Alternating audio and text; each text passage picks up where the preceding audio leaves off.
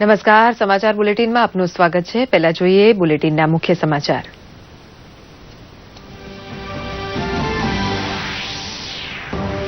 કેન્દ્ર સરકારે બિન અનામત વર્ગના લોકો માટે કરી મોટી જાહેરાત. આર્થિક રીતે પછાત બિન અનામત વર્ગના લોકોને મળશે 10% અનામત.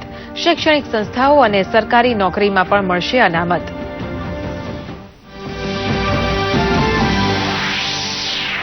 સંસદની કાર્યવાહી થઈ બાધિત. સીબીઆઈના દુરુપયોગ અને રાફેલ મુદ્દે જેપીસીની રચના અને હિન્દુસ્તાન એરોનોટિકલ્સ લિમિટેડ સહિતના મુદ્દે વિપક્ષના હોબાળા વચ્ચે લોકસભા સ્થગિત. રાજ્યસભા પણ આવતીકાલ 11 વાગ્યા સુધી કરાઈ સ્થગિત. ઓસ્ટ્રેલિયાની ધરતી પર 70 વર્ષ બાદ ભારતીય ટીમે રચ્યો વિજયનો ઇતિહાસ.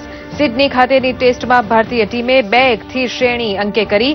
મેન ઓફ ધી મેચ અને મેન ઓફ ધી સિરીઝનો ખિતાબ ચેતેશ્વરના ફાળે. રાષ્ટ્રપતિ રામનાથ કોવિંદ અને પ્રધાનમંત્રી નરેન્દ્ર મોદીએ પાઠવી શુભેચ્છા. રાજ્ય સરકારની નાગરિકોને ભેટ. ગાંધીનગર ખાતે 30 નવી 108 એમ્બ્યુલન્સનું લોકાર્પણ કરતા મુખ્યમંત્રી વિજયભાઈ રૂપાણી અને નાયબ મુખ્યમંત્રી નીતિનભાઈ પટેલ. રાજ્યના અંતરિયાળ વિસ્તારોને તાત્કાલિક આરોગ્ય સેવા પૂરી પાડવા રાજ્ય સરકારનું વિશેષ આયોજન. રાજ્યમાં હાલ 587 એમ્બ્યુલન્સ કાર્યરત. મગરમચ્છ અને માનવ વચ્ચેના પ્રેમનું ઉત્કૃષ્ટ ઉદાહરણ એટલે દેવા ગામ. નેચર ફાઉન્ડેશન દ્વારા અહીં બાસ્કેટ પદ્ધતિથી મગરની થાય છે ગણતરી. 200થી વધુ મગરો એક સાથે રહે છે દેવા ગામવાસીઓ.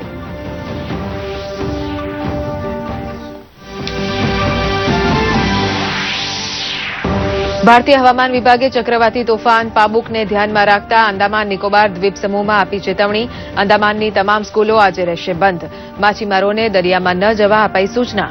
તો ગુજરાતમાં પણ શીતલહેરનો અનુભવ. આગામી 48 કલાક રાજ્યનું તાપમાન સ્થિર રહેવાની હવામાન વિભાગની આગાહી. કારોબારી અઠવાડિયાના પ્રથમ દિવસે શેરબજારમાં આગેકૂચ. સેન્સેક્સ 155 પોઈન્ટના વધારા સાથે 35,850 પર, જ્યારે નિફ્ટી 44 પોઈન્ટના વધારા સાથે 10,771 પર બંધ. તો આજે બેન્કિંગ શેરોમાં રહી તેજી. સમાચાર વિગતવાર જોઈએ. કેન્દ્રીય કેબિનેટ દ્વારા આજે એક મોટી જાહેરાત કરવામાં આવી છે. કેન્દ્ર સરકારે આર્થિક રીતે નબળા બિન અનામત વર્ગો માટે 10% અનામતને મંજૂરી આપી દીધી છે. આ હેઠળ અત્યાર સુધીમાં અનામતની શ્રેણીમાં નહીં આવતા લોકો આ અનામતનો લાભ લઈ શકશે, જેથી હવે સરકારી નોકરીમાં અને શૈક્ષણિક સંસ્થાનોમાં આર્થિક રીતે નબળા બિન અનામત વર્ગોને 10% અનામત મળશે. બંધારણમાં સંશોધન માટે લોકસભામાં બિલ મુકાશે. મહત્વનું છે કે આર્થિક રીતે નબળા બિન અનામત વર્ગના ઉત્થાન માટે કેન્દ્ર સરકાર દ્વારા આ નિર્ણય લેવામાં આવ્યો છે. ત્યારે વિત્ત રાજ્યમંત્રી શિવપ્રતાપ શુક્લા અને ભાજપા નેતાઓએ કેન્દ્ર સરકારના આ નિર્ણયને ઐતિહાસિક ગણાવતા તેનું સ્વાગત કર્યું હતું. દર્શક મિત્રો, આ વિશે વધુ માહિતી મેળવીએ અમારા संवाददाता अजय विक्रम सिंह पासेथी. जी अजय, आर्थिक रूप से पिछड़े बिन आरक्षित वर्गों के लिए 10% आरक्षण का प्रावधान किया गया है. इसके बारे में क्या जानकारी है आपके पास? जी बिल्कुल, अभी कैबिनेट ने इसकी मंजूरी दी है. अभी 1 बजे यहाँ संसद भवन में कैबिनेट की बैठक हुई थी, जिसमें ये फैसला लिया गया कि जो अनारक्षित वर्ग के जो गरीब तबके के लोग हैं उनको 10% आरक्षण दिया जाएगा. अभी पूरी डिटेल आनी बाकी है, लेकिन सूत्रों के हिसाब से जानकारी ये मिल रही है कि जो 8 लाख से जिनका कम इनकम है और 5 एकड़ से कम जमीन जिसके पास है उनको इस आरक्षण का लाभ मिल सकता है. लेकिन इसमें सबसे बड़ी बात यह है कि जैसा कि हम सभी जानते हैं कि सुप्रीम कोर्ट ने 50% से ज्यादा आरक्षण देने का कैप लगा रखा है. अब उसको किस तरह से किया जाना है, सूचना ये है कि कल इस बारे में संविधान संशोधन बिल लाया जाएगा. जो सामाजिक अधिकारिता मंत्री थावरचंद गहलोत हैं, इस संबंध में एक बिल ला सकते हैं जिसमें संविधान का संशोधन किया जाएगा. संविधान के अनुच्छेद 15 और अनुच्छेद 16 में संशोधन किया जाएगा, जिसके तहत शैक्षणिक संस्थाओं और नौकरियों में आरक्षण के लिए वो वर्ग जो आर्थिक आधार पर पिछड़े हैं उनको आरक्षण दिया जाए. जैसा कि हम सभी जानते हैं कि अभी संविधान में आरक्षण का प्रावधान सामाजिक और आर्थिक आधार पर पिछड़े वर्ग के लिए दिया गया था. अब आर्थिक आधार पर आरक्षण के लिए निश्चित तौर पर संविधान संशोधन ही एक रास्ता है और सरकार उस रास्ते की ओर बढ़ सकती है. जी, धन्यवाद माहिती देने के लिए. સંસદના બંને ગૃહમાં વિવિધ રાજકીય પક્ષોએ તેમના મુદ્દે હોબાળો કરતા લોકસભાની કાર્યવાહી 12 વાગ્યા સુધી મુલતવી રહી હતી. ત્યારબાદ ફરીથી કાર્યવાહી શરૂ થતા હોબાળાને કારણે ફરીથી આખા દિવસ માટે લોકસભા મુલતવી રાખવામાં આવી હતી. આજે લોકસભામાં કોંગ્રેસે રફાલ મુદ્દે જેપીસીની માગણી ચાલુ રાખી હતી. વેલ સુધી પહોંચી ગયેલા સભ્યોએ જાહેર ક્ષેત્રનું એકમ હિન્દુસ્તાન એરોનોટિકલ્સ લિમિટેડ HALને 1 લાખ કરોડ રૂપિયાનો સરકારી કોન્ટ્રાક્ટ આપવાનો રક્ષામંત્રી નિર્મલા સીતારામનની ટીકાનો મુદ્દો પણ ઉઠાવ્યો હતો. દરમિયાન રક્ષામંત્રીએ કહ્યું હતું કે રાહુલ ગાંધી દેશને ગેરમાર્ગે દોરે છે. 73,000 કરોડનો કોન્ટ્રાક્ટ આપવાની પ્રક્રિયા ચાલી રહી છે. આ ધાંધલ ધમાલ વચ્ચે ગૃહમાં કેટલાક અગત્યના વિધેયક હાથ ધરી શકાયા ન હતા, જેમાં technology regulation bill 2018, medical commission bill 2018, dentist સુધારા બિલ 2018, પર્સનલ લો સુધારા બિલ 2018નો પણ જેમાં સમાવેશ થાય છે. રાજ્યસભામાં પણ સમાજવાદી પાર્ટીના તેમજ બીએસપીના સભ્યોએ ઉત્તર પ્રદેશમાં ગેરકાયદેસર ખનન સામે વિરોધ કર્યો હતો, જેમાં એસબીઆઈએ દરોડા પાડ્યા હતા. આ વિરોધમાં કોંગ્રેસના સભ્યો જોડાતા પહેલા રાજ્યસભાની કાર્યવાહી 2 વાગ્યા સુધી મુલતવી રહી હતી અને ત્યારબાદ કાર્યવાહી ફરી શરૂ થતા હોબાળાને કારણે રાજ્યસભા આખા દિવસ માટે મુલતવી રાખવામાં આવી હતી. નોર્વેના પ્રધાનમંત્રી ઇરના સોલબર્ગ 3 દિવસના ભારત પ્રવાસે નવી દિલ્હી પહોંચ્યા છે. તેમના પ્રવાસ દરમિયાન તે ભારતના પ્રધાનમંત્રી નરેન્દ્ર મોદી સાથે વિવિધ મુદ્દે વાતચીત કરશે. ઇરના સોલબર્ગે ભારત નોર્વે વ્યાવસાયિક શિખર સંમેલનને સંબોધન કર્યું હતું અને નોર્વેના પ્રધાનમંત્રી રાયસીના ડાયલોગને પણ સંબોધન કરશે. આ નવી દિલ્હીમાં આયોજિત થનાર વાર્ષિક કાર્યક્રમ છે, જેનું આયોજન વિદેશ મંત્રાલય સ્વતંત્ર થિંક ટેન્ક ઓબ્ઝર્વર રિસર્ચ ફાઉન્ડેશનની સાથે મળીને કરે છે.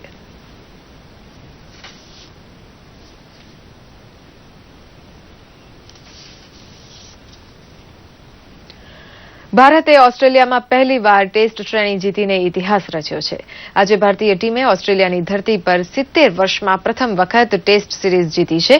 સિડનીમાં ચોથી અને અંતિમ ક્રિકેટ ટેસ્ટ મેચ ડ્રો જાહેર કરાઈ છે અને ભારતે વર્તમાન ટેસ્ટ શ્રેણી 2-1થી જીતી લીધી છે. આ ટેસ્ટ શ્રેણી દરમિયાન 521 રન ફટકારનાર ચેતેશ્વર પુજારાને મેન ઓફ ધ મેચ અને મેન ઓફ ધ સિરીઝ જાહેર કરાયો છે. ચોથી ટેસ્ટ મેચના ચોથા દિવસે ઓસ્ટ્રેલિયા ટીમનો પ્રથમ દાવ 300 રને પૂરો થતા ભારતને 322 રનની સરસાઈ મળી હતી. ઓસ્ટ્રેલિયાની ટીમ ફોલો ઓન થઈ હતી. તેમણે બીજા દાવમાં વિના વિકેટે 6 રન બનાવ્યા હતા, પરંતુ ઝાંખા પ્રકાશને કારણે ચોથા દિવસની રમત રોકવી પડી હતી. ટેસ્ટ મેચના 5 દિવસે આજે વરસાદને કારણે મેચ શરૂ થઈ શકી ન હતી અને આ મેચ ડ્રો રહેવા સાથે ભારતીય ટીમે શ્રેણી જીતી લીધી છે. રાષ્ટ્રપતિ રામનાથ કોવિંદ અને પ્રધાનમંત્રી નરેન્દ્ર મોદીએ વિરાટ કોહલી અને ભારતીય ટીમના સભ્યોને ઐતિહાસિક જીત બદલ અભિનંદન પાઠવ્યા છે. ભારતીય જનતા પાર્ટીએ તેમનો સંકલ્પપત્ર બનાવવા માટે સમિતિની રચના કરી છે. આ સમિતિ રાજનાથસિંહની અધ્યક્ષતામાં બનાવવામાં આવી છે. અરુણ જેટલીને પ્રચાર સમિતિના પ્રમુખ બનાવાયા છે. સામાજિક સંપર્ક સમિતિનું અધ્યક્ષપદ નીતિન ગડકરી સંભાળશે. મીડિયા સમિતિ રવિશંકર પ્રસાદની આગેવાનીમાં કાર્ય કરશે. પક્ષે વિવિધ રાજ્યોના ચૂંટણી પ્રભારીના નામોની પણ જાહેરાત કરી છે.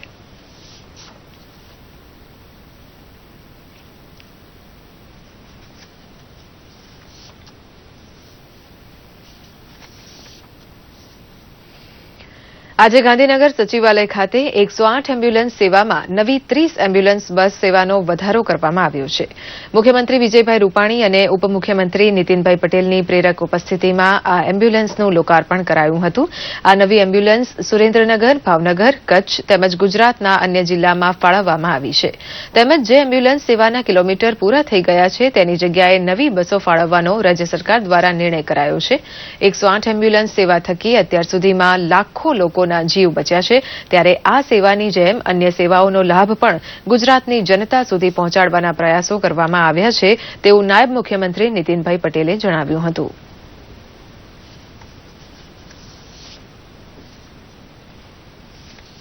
કોઈપણ જગ્યાએ કોઈ ગંભીર અકસ્માત કે ગંભીર કોઈ કારણ બની હોય અને 108ને યાદ કરે છે અને ગુજરાતનો આપણો રેકોર્ડ છે કે ફક્ત વધુમાં વધુ 20 મિનિટના સમયગાળાની અંદર 108 એમ્બ્યુલન્સ સ્થળ ઉપર પહોંચી જાય અને દર્દીઓને, ઘવાયેલાઓને બધાને નજીકની સારામાં સારી હોસ્પિટલમાં શિફ્ટ કરે છે.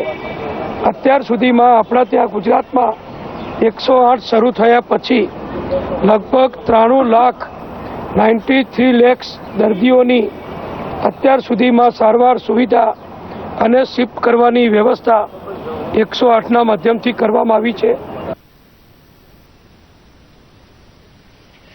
ઉત્તરાયણ એ ગુજરાતીઓનો મનપસંદ તહેવારોમાંનો એક છે, તો હવે ગણતરીના જ દિવસો ઉત્તરાયણને બાકી રહ્યા છે. ત્યારે આ તહેવાર કોઈના માટે જીવલેણ ન બને તે માટે અમદાવાદના એક યુવકે એક અનોખું મિશન શરૂ કર્યું છે. છેલ્લા 12 વર્ષથી અમદાવાદના 108 તરીકે ઓળખાતા મનોજ ભાવસાર દ્વારા અમદાવાદના વિવિધ બ્રિજ પર 25 ફીટની ઊંચાઈએ તાર બાંધવાનું કાર્ય કરવામાં આવે છે. દર વર્ષે ઉત્તરાયણમાં વાહન ચાલકો પતંગની દોરી ફસાવાને કારણે અકસ્માતનો ભોગ બને છે. ઉત્તરાયણ જેમ જેમ નજીક આવી રહી છે તેમ તેમ પતંગ રસિકોનો ઉત્સાહ વધી રહ્યો છે.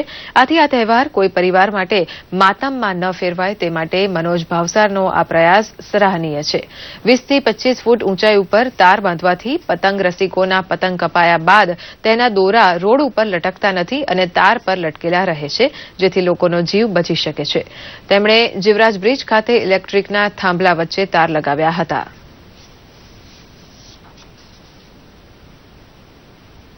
ઉત્તરાયણ દરમિયાન ઘણા બધા માણસોના પણ ગળા કપાઈ જાય છે અને નાક કાન પણ કપાતા હોય છે. તો આવા બનાવ બનતા હતા એના માટે સૌથી પહેલા તો મેં 2 વ્હીલર ઉપર એક સેફટી રિંગ બનાવી હતી.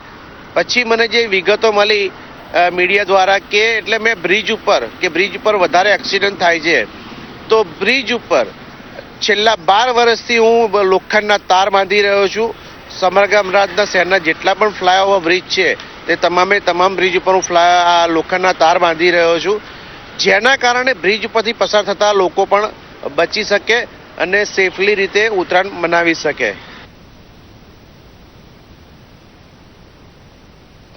નર્મદા જિલ્લાના કેવડિયા કોલોની ખાતે આવતીકાલે આંતરરાષ્ટ્રીય પતંગ મહોત્સવની ભવ્ય શરૂઆત કરવામાં આવશે. સ્ટેચ્યુ ઓફ યુનિટી પાસે યોજાનાર આ પતંગ મહોત્સવમાં 15 દેશોના પતંગબાજો ભાગ લેશે. આ મહોત્સવમાં તારક મહેતા કા ઉલ્ટા ચશ્માની ટીમ પણ ભાગ લેશે. મહત્વનું છે કે સ્ટેચ્યુ ઓફ યુનિટીના લોકાર્પણ બાદ અહીંયા દેશ વિદેશના પ્રવાસીઓ આવી રહ્યા છે, ત્યારે અહીં પ્રવાસનને વેગ મળે તે માટે રાજ્ય સરકાર દ્વારા પ્રથમ વખત અહીં આંતરરાષ્ટ્રીય પતંગ મહોત્સવની ઉજવણી કરવામાં આવી રહી છે. આ અંગેની તમામ તૈયારીઓ હાલ પૂર્ણ થઈ ચૂકી છે. સ્ટેચ્યુ ઓફ યુનિટી પર આંતરરાષ્ટ્રીય પતંગ મહોત્સવની ઉજવણી કરવાની છે 8 તારીખે. ત્યારે આપ જોઈ શકો છો કે હાલમાં અહીંયા તૈયારીઓ ચાલી રહી છે. આંતરરાષ્ટ્રીય પતંગ મહોત્સવના ભાગરૂપે અહીંયા 15 થી અધિક દેશોના જે પતંગબાજો અહીંયા આવશે અને રંગબેરંગી પતંગો તેમજ આધુનિક જે પતંગો છે એ ચગાવશે. અને હાલમાં આપ જોઈ શકો છો કે અહીંયા તૈયારીઓ હવે પૂર્ણતાને આરે છે. આવતીકાલે રાજ્ય કક્ષાના મંત્રી છે બચુભાઈ ખાબર, તેઓના હસ્તે અહીંયા પતંગ મહોત્સવની શરૂઆત કરવામાં આવશે. નરેન્દ્ર પેપરવાલા, દૂરદર્શન સમાચાર, નર્મદા. વલસાડની સિવિલ હોસ્પિટલ કેમ્પસ ખાતે મહિલા અને બાળ વિકાસ વિભાગ ગાંધીનગર દ્વારા ગુજરાતનું 6ઠ્ઠું સખી વન સ્ટોપ કેન્દ્ર શરૂ કરવામાં આવ્યું છે. વન સ્ટોપ સેન્ટર વલસાડના civil hospital campus block number 2 ખાતે કાર્યરત રહેશે. આ સેન્ટરમાં મહિલાઓને લગતી તબીબી સારવાર સહિતની દરેક પ્રકારની માહિતી એક જ સ્થળે મળી રહેશે. અહીં મહિલાઓ વિના સંકોચે પોતાની રજૂઆત કરી શકશે અને જો જરૂર જણાય તો તેઓ માટે અહીં રહેવાની વ્યવસ્થા પણ કરાશે. મહિલાઓ ઉપર થતા અત્યાચાર સામે રક્ષણ આપવા માટે આ સેન્ટર 24 કલાક કાર્યરત રહેશે. જે મહિલાઓ ઉપર જે કોઈ અત્યાચાર થતો હોય, દરોડી કોઈ થતું હોય, તો એવી મહિલાઓ માટે કરી એને એક આશ્રય સ્થાન છે કે જ્યાં મહિલા આવવાથી એને કાયદાકીય, મેડિકલ, પોલીસ એમ તમામ પ્રકારની એ જરૂરિયાત મુજબની બધી સહાય આ સેન્ટર ઉપરથી એને ઉપલબ્ધ થશે. ઉત્તરાયણ આવતાની સાથે કલમી બોર, ચણી બોર સહિતના બોરની માંગ વધવા લાગે છે, પરંતુ હવે પ્રગતિશીલ ખેડૂતો એપલ બોરના ઉત્પાદન તરફ વળ્યા છે. મોડાસા તાલુકાના બોરડી કંપા ખાતે ખેડૂતો એપલ બોરનું ઉત્પાદન કર્યું છે, જેના થકી તેમને નફો તો મળી જ રહ્યો છે, સાથે સાથે વેપારીઓ પણ સારી કમાણી કરી રહ્યા છે. સૂર્યકાંત પટેલ નામના ખેડૂતે છેલ્લા 3 વર્ષથી એપલ બોરનું વાવેતર કર્યું છે, જેમાંથી તેમને સારું ઉત્પાદન મળી રહ્યું છે. ખેડૂતને પ્રતિ વીઘામાં 300 થી 400 મણ જેટલું ઉત્પાદન મળી રહેવાનો અંદાજ હોય છે. જોકે આ બોરમાં ચામાચીડિયાને કારણે બોરને નુકસાન પણ થવાની ભીતિ સેવાતી હોય છે. આ 3 વર્ષથી એપલ બોરનું વાવેતર કરેલ છે, જે સારું એવું ઉત્પાદન પણ મળે છે. લગભગ વીઘે 250 થી 300 મણ ઉત્પાદન એપલ બોરનું આવે છે અને માર્કેટમાં 40 થી 70 સુધીના ભાવ બી મળે છે.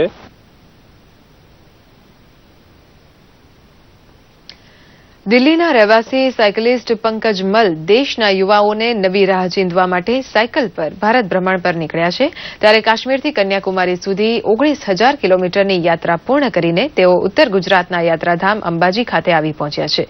દિલ્હીની ઇન્ડિયન ઇન્સ્ટિટ્યૂટ ઓફ ટેકનોલોજી ખાતે અભ્યાસ કરી ચૂકેલા પંકજ મલે દેશના યુવાનોને નવી રાહ ચીંધવા તેમજ સ્થાનિક સમસ્યાઓ જાણી તેનો નિકાલ લાવવા માટેના પ્રયાસો હાથ ધર્યા છે. જે અંતર્ગત તેમણે અંબાજીની આર્ટ્સ એન્ડ કોમર્સ કોલેજ ખાતે વિદ્યાર્થીઓ સાથે ચર્ચા કરી હતી અને વિદ્યાર્થીઓમાં જાગૃતિ લાવવાના ભાગરૂપે તેમને વિવિધ સિક્યુરિટી ફોર્સમાં જવા માટે પણ પ્રેરણા આપી હતી.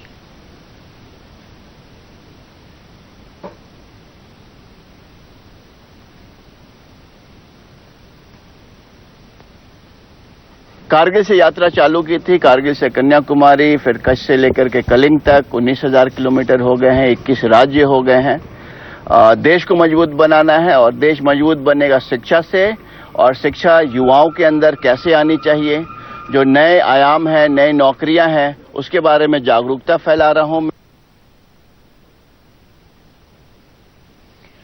તાપી જિલ્લાના જંગલોમાંથી થતા ગેરકાયદે કિંમતી વૃક્ષોના નિકંદનને રોકવા માટે વન વિભાગ સક્રિય બન્યું છે. બાતમીને આધારે વન વિભાગે ગેરકાયદેસર રીતે કિંમતી વૃક્ષોને સગેવગે કરતા કેટલાક ઈસમોને ઝડપી પાડ્યા છે અને તેમની પાસેથી 2,38,000નો મુદ્દામાલ જપ્ત કર્યો છે. વન વિભાગે વ્યારાના ચીખલાવાવના ગામની સીમમાંથી ગેરકાયદેસર રીતે ખેરની કિંમતી વૃક્ષોનું નિકંદન કરીને જતા પિકઅપ વાન ટેમ્પાને ઝડપી પાડવામાં આવ્યો છે. ત્યારે વન વિભાગ દ્વારા આવા તત્વોને સદંતર રીતે ડામી દઈને તેમને કડક સજા કરવામાં આવે તો જિલ્લામાં બચેલ વનોની કિંમતના વૃક્ષો સુરક્ષિત રહેશે તેવી લોકલાગણી ઊભી થઈ છે. અમને બાતમી મળેલી તાત્કાલિક વોચ ગોઠવેલો અને સાધારણ કામકાજીથી એક રસ્તા આવે છે એ રસ્તા પર આવતી હતી તેને રોકવાની કોશિશ કરે, ગાડી ઊભી નહીં રાખતા. એમનો અમે પીછો કર્યો. પીછો કરતા રસ્તાની સાઈડ પર ઊભી રાખીને ડ્રાઈવર ભાગવા જતા ડ્રાઈવરને પકડી પાડેલ અને એની સાથે પિકઅપ અને ખેરના લાકડા ટેમ્પા હતા. એનો કબજો તાત્કાલિક લઈ લીધો. 38,000ના લાકડા છે, 2 લાખની પિકઅપ છે. વિશ્વમાં ભાગ્યે જ કોઈ એવી જગ્યા હશે કે જ્યાં મગર અને માણસો એકસાથે હળીમળીને રહેતા હોય, પરંતુ આણંદ જિલ્લાના દેવા ગામમાં વર્ષોથી મગરો અને માણસો એકસાથે વસવાટ કરે છે. દેવા ગામમાં 200થી પણ વધારે મગરો વસવાટ કરે છે, પરંતુ આજ દિન સુધી મગર દ્વારા એક પણ વખત હુમલો કરવાની ઘટના સામે નથી આવી. ત્યારે વિદ્યાનગર સ્થિત નેચર ફાઉન્ડેશન દ્વારા છેલ્લા 6 વર્ષથી અહીં મગરની ગણતરી કરવામાં આવે છે, જેના ભાગરૂપે અત્યારે પણ મગરોની ગણતરી થઈ રહી છે. અહીં બાસ્કેટ પદ્ધતિથી ગણતરી કરાય છે. આ કાર્યક્રમમાં 50થી વધારે નિષ્ણાતો સાથે વોલેન્ટિયર પણ જોડાયા છે.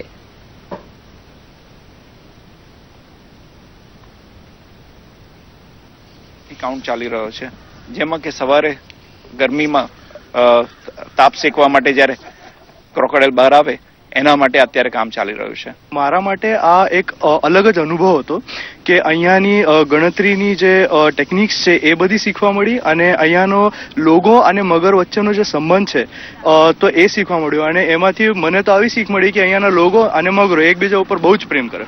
અમે લોકો અહીંયા ખાસ કરીને મગર ગણવા અને મગર અને અહીંના લોકો વચ્ચે કેવો સંબંધ છે એ જાણવા અને સમજવા માટે આવ્યા છીએ. I actually carried out some of the first crocodile surveys throughout the country in the early 1970s, and we found that crocodiles were in a very bad shape. In fact, crocodiles were going extinct. And we made a lot of noise, and the government of India reacted by starting Project Crocodile in the mid-70s. And crocodiles have made a big comeback in India.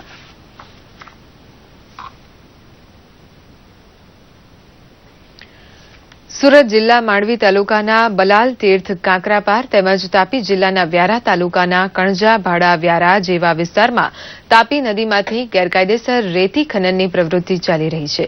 ભૂસ્તર વિભાગને ખનીજ માફિયાઓની માહિતી મળતા વિભાગની ટીમે drone કેમેરાની મદદથી પોતાનું મોટું કૌભાંડ ઝડપી પાડ્યું છે. ભૂસ્તર વિભાગની ટીમે રેતી ખનનના સ્થળથી 1.5થી 2 કિલોમીટર દૂર રહીને ડ્રોન કેમેરા ઓપરેટ કરી રહી ડ્રોનમાં રેતી ચોરી કરનારાઓને ઝડપી પાડ્યા હતા. ભૂસ્તર વિભાગના સપાટા બાદ તાપી અને સુરત જિલ્લાના ખનીજ માફિયા ભારે ફફડાટ જોવા મળી રહ્યા છે. ગેરકાયદે રેતી ખનન કરતા પકડાયેલા નાવડી અને ટ્રક માલિકો ઉપર પોલીસ ફરિયાદ દાખલ કરવાની કાર્યવાહી હાથ ધરાઈ છે. ડ્રોન કેમેરામાં ઝડપાયેલી નાવડી અને ટ્રકોના નંબર કેપ્ચર થઈ ગયા છે, જે પ્રમાણે આગળની કાર્યવાહી શરૂ કરાશે. ડ્રોન સર્વેના આધારે તાપી જિલ્લાના વ્યારા તાલુકાના કણજા અને કાળા વ્યારા તેમજ સુરત જિલ્લાના કાકરાપાર ગામે કાકરાપારથી બલાલ તીર્થ તરફ જતા એ વિસ્તારમાં ડ્રોન સર્વે કરેલું અને ત્યાં આગળ ગેરકાયદેસર રેતી ખનન કરતા મોટા બાજ અને યાંત્રિક નાવડીઓ જોવા મળેલી હતી.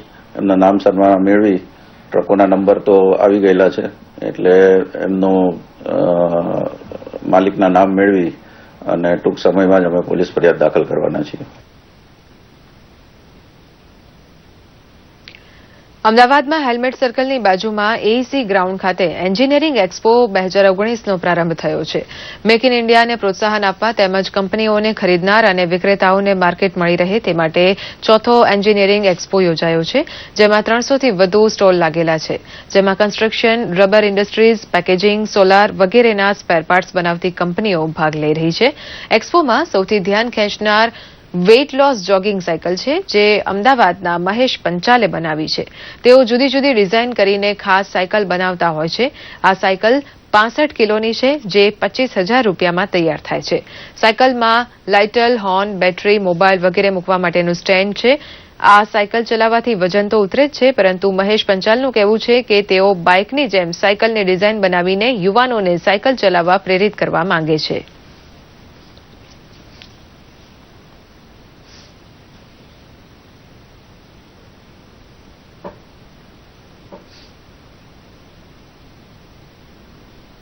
સબ્જેક્ટ જે લીધા છે વેઇંગ સ્કેલ છે, મશીન ટૂલ ઓટોમેશન છે, ઇલેક્ટ્રિકલ ઇલેક્ટ્રોનિક્સ છે, મટીરિયલ હેન્ડલિંગ કન્સ્ટ્રક્શન છે, પાવર ટૂલ્સ છે, આઈટી છે. આ બધા સબ્જેક્ટ અમે કવર કરેલા. બધા સબ્જેક્ટના અમે અલગ અલગ ડોમ રાખેલા છે.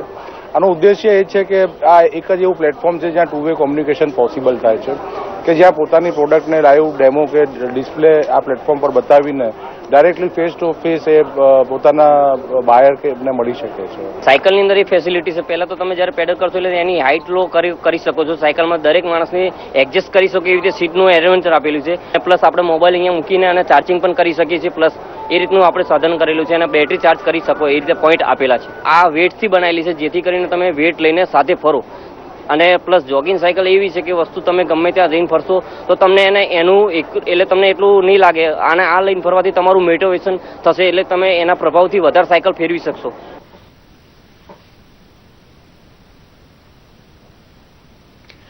રાજ્ય સરકાર દ્વારા કાર્યરત મા કાર્ડ એટલે કે મુખ્યમંત્રી અમૃતમ કાર્ડ યોજનાનો લાભ નાગરિકોને ઘરઆંગણે મળી રહ્યો છે.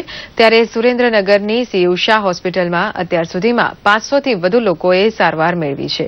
મા કાર્ડ હેઠળ તમામ સારવાર નિઃશુલ્ક છે, જેમાં લેબોરેટરી, દવા ઉપરાંત રહેવા અને જમવાની સુવિધા પણ મળી રહે છે.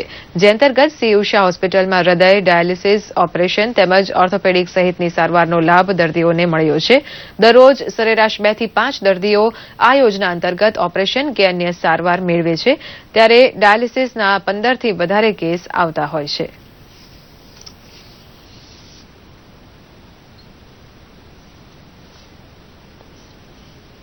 એને પહારામાં રસી થઈ ગઈ હતી. અમે બહાર બતાવ્યું હોસ્પિટલમાં તો અમને 70 થી 80 હજારનો ખર્ચ કીધો હતો. પણ અમે આ મા અમૃતમ કાર્ડનો અમને બહુ ફાયદો થયો છે, કે જેથી કરીને અમે તાત્કાલિક મા કાર્ડ કઢાવ્યું અને એનો અમારો ટોટલી ખર્ચો અમને ફ્રીમાં થયો છે. મારા હસબન્ડને ફેફસાની તકલીફ હતી, એમાં રસી ભરાણી હતી, એના કારણે બહાર ખર્ચો પૂછ્યો હતો તો 2 લાખનો ખર્ચો કીધો હતો. પણ આ સીયુ શાહ હોસ્પિટલમાં એમને ફ્રીમાં બધું આ કાર્ડના હિસાબે થઈ ગયું છે બધું. પણ અને દવાનો રિપોર્ટનો કોઈ પણ ખર્ચ લાગ્યો નથી. મા યોજના અંતર્ગત અત્યાર સુધીમાં 500થી વધારે લાભાર્થીઓ લાભ લીધેલ છે. તમામ ખર્ચ જે મા યોજના અંતર્ગત લાભાર્થી દાખલ થાય છે તેનો તમામ ખર્ચ ફ્રી ઓફ ચાર્જમાં કરવામાં આવે છે.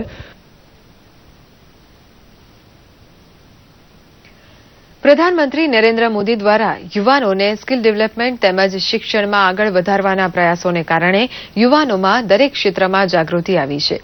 અમદાવાદમાં શાંતિ એશિયાટિક સ્કૂલ ખાતે 3 દિવસીય India international model United nation દ્વારા યુથ પાર્લામેન્ટનું આયોજન કરવામાં આવ્યું હતું, જેમાં દેશભરમાંથી 250 ઉપરાંત વિદ્યાર્થીઓએ ભાગ લીધો હતો. તેમણે રાષ્ટ્રીય આંતરરાષ્ટ્રીય ક્ષેત્રે ભારતનું પ્રતિનિધિત્વ તથા લોકસભા રાજ્યસભાની જુદી જુદી કમિટીમાં કેવા પ્રકારે યુવાનો યોગદાન આપી શકે તેની ચર્ચા કરી હતી. આંતરરાષ્ટ્રીય કક્ષાએ IIM UNના સભ્ય દેશો વચ્ચે શાંતિ અને સૌહાર્દપૂર્ણ સંબંધો બની રહે તે માટે પણ યુવાનો દ્વારા ચર્ચા વિચારણા થઈ હતી. સમાપન સમારંભમાં ઉપસ્થિત અમદાવાદ પશ્ચિમના સાંસદ ડોક્ટર કિરીટ સોલંકી દ્વારા યુવાનોને લોકસભાની કામગીરીની માહિતી અપાઈ હતી. સમાપન સમારંભમાં સ્વચ્છતાના સંદેશ સાથેના સાંસ્કૃતિક કાર્યક્રમનું પણ આયોજન થયું હતું. अच्छी जगह बना के अच्छी जगह बना सके रहने के लिए it's a movement to United Nations. हम चाहते हैं सब साथ में मिलके रहे, सब खुश रहे, पीस हम क्रिएट कर सके दुनिया में रहने के लिए. यही हमारा मूल उद्देश्य है. और लिए के कोड ऑफ कंडक्ट के बारे में बात की जा रही है. फिर हमारे पास MWCD है, that is women and children के डेवलपमेंट के बारे में बात की जा रही है वहाँ पे. इसमें बच्चों को हम लोग पार्लियामेंट्री प्रोसीजर्स, यूनाइटेड नेशंस में कैसे काम करते हैं डिफरेंट कंट्रीज, वहाँ के रिप्रेजेंटेटिव्स कैसे बोलते हैं, उनका क्या प्रोसीजर होता है, अपनी कंट्री की बात को कैसे रखते हैं और एक अच्छी डिबेट कैसे होती है, उस तरह का हम लोग उनको सिखाने की प्रयास कर रहे हैं. इससे लगभग 300-350 છાત્ર છાત્રાઓએ યુથ પાર્લામેન્ટનું અહીંયા 2-3 દિવસીય આયોજન કર્યું હતું. એ લોકોએ ડિબેટ કરી, જે રીતે લોકસભામાં થાય છે, રાજ્યસભામાં થાય છે, વિધાનસભામાં થાય છે. દેશના પ્રશ્નોની ચર્ચા કરી અને આજે હું આવ્યો ત્યારે મને ખરેખર ખૂબ જ સંતોષ થાય છે. અને હું માનું છું કે યુવાધન અત્યારે અનેક જગાએ એ ડાયવર્ટ થતું હોય છે. મને લાગે છે કે આ સાચી દિશામાં યુવાધન જઈ રહ્યું છે.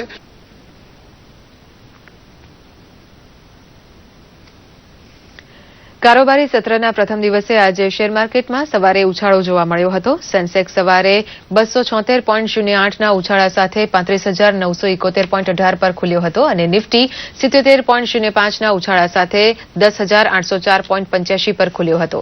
ત્યારે દિવસના અંતે પણ શેર માર્કેટમાં ઉછાળો યથાવત રહ્યો હતો અને સેન્સેક્સ 155.06ના ઉછાળા સાથે 35,850.16 પર બંધ થયો હતો. નિફ્ટી પણ 44.45ના ઉછાળા સાથે 10,771.80 પર બંધ થયો હતો. અને હવે જોઈએ સોશિયલ મીડિયામાં ટ્રેન્ડ થયેલા કેટલાક સમાચારોનો અમારો ખાસ રિપોર્ટ.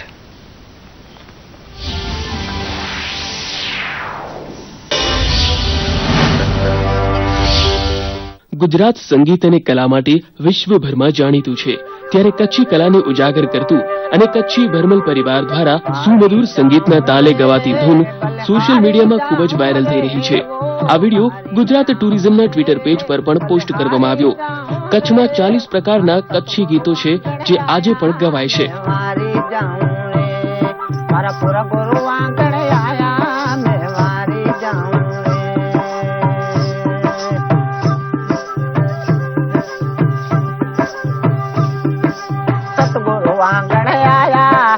गंगा गोमती लाया मेरे निर्मल के काया मैं वारी जाऊं रे बलिहारी जाऊं रे मारा पूरा गोरो आंगण आया मैं वारी जाऊं रे.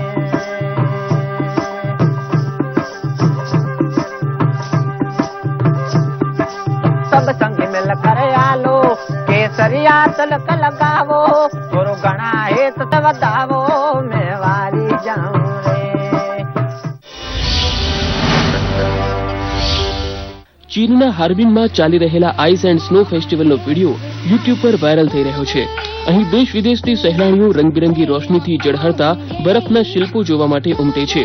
કલાત્મક બરફની પ્રતિમા, શિલ્પો અને બર્ફીલી કળાને જોવા માટે આ ફેસ્ટિવલ ખૂબ જ જાણીતો છે.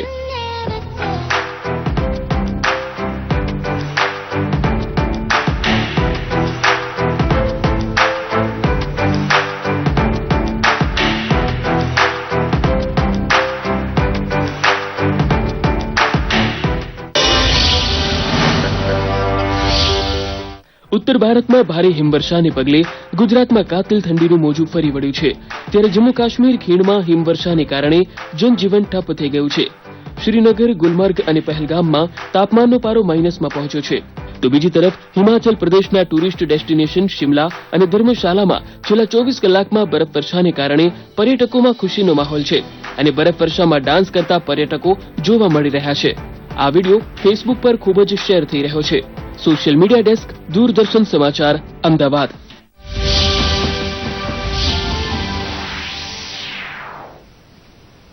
અને હવે વાત કરીએ હવામાનની તો ભારતીય હવામાન વિભાગે ચક્રવાતી તોફાન પાબુકને ધ્યાનમાં લઈને અંદામાન નિકોબાર દ્વીપ સમૂહમાં લોકોને સચેત રહેવાની ચેતવણી જાહેર કરી છે.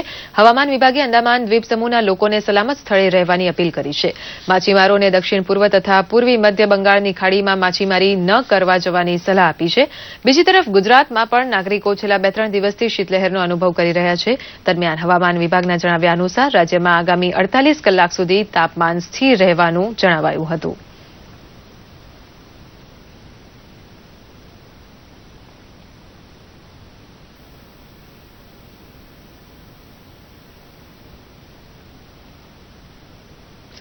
અને આ સાથે જ આ સમાચાર બુલેટિન અહીં સમાપ્ત થાય છે. નમસ્કાર.